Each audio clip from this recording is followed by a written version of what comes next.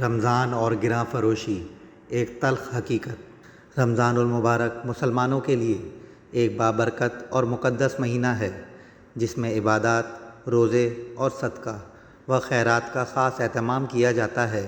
اس مہینے کی اہمیت کا تقاضا یہ ہے کہ لوگ باہمی محبت، ہمدردی اور انصاف کا مظاہرہ کریں، خاص طور پر غریبوں اور ضرورت مندوں کی مدد کریں۔ تاہم بدقسمتی سے کئی جگہوں پر رمضان کے دوران گراں فروشی کا رجحان بھی دیکھنے میں آتا ہے۔ رمضان میں عمومی طور پر اشیاء خوردنوش کی زیادہ طلب ہوتی ہے کیونکہ لوگ روزہ افطار کے لیے مختلف خوراکیں خریدتے ہیں۔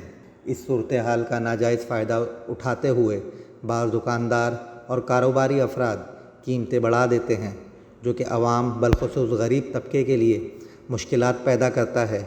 یہ عمل نہ صرف اسلامی تعلیمات کے خلاف ہے بلکہ ایک غیر اخلاقی حرکت بھی ہے۔ اسلام ہمیں دیانتداری اور انصاف کا درس دیتا ہے۔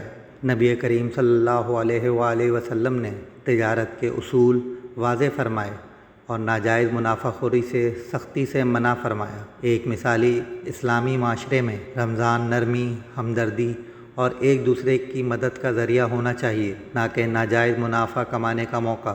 ضرورت اس امر کی ہے کہ حکومت سختی سے قیمتوں کو کنٹرول کرے اور گراں فروشی میں ملوث افراد کے خلاف فوری کارروائی کرے۔ اس کے ساتھ ساتھ عوام کو بھی چاہیے کہ وہ ایسے تاجروں کا بائیکاٹ کریں جو رمضان کے تقدس کو پست پش ڈال کر ناجائز منافع خوری میں ملوث ہوتے ہیں۔ اگر ہم سب اپنی ذمہ داریوں کو سمجھیں اور ایک دوسرے کا خیال رکھیں تو رمضان واقعی برکتوں اور رحمتوں کا مہینہ بن سکتا ہے، نہ کہ مہنگائی اور استحصال کا۔